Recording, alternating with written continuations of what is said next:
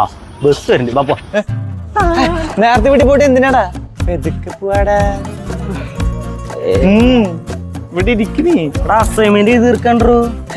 എന്തിനാടാ നീ വീട്ടിൽ പോയിട്ട് അസൈൻമെന്റ്? പിന്നെ ക്ലാസ്സിൽ എഴുതി കൂടെ? നിക്ക് പിന്നെ നമുക്ക് പേതൊക്കെ പോടാ. നമുക്ക് ഇവിടെ റോയിക്സിൽ പോവാന്ന്. ഇവിടെ വന്നേ നീ എഴുതിക്കൂടെ?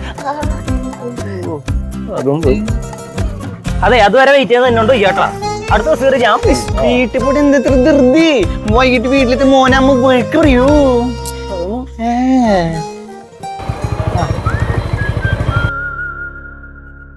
നിങ്ങളെന്നാ വണ്ടി പോവാന്? മിന്നൽ പണി മുടക്കാന്ന് കേട്ടെ. അപ്പൊ ഏതാ ലാസ്റ്റ് വണ്ടി? പണി മുടക്ക. ഒരാളാണ് എന്റെ ഒപ്പം കയറിക്കോ.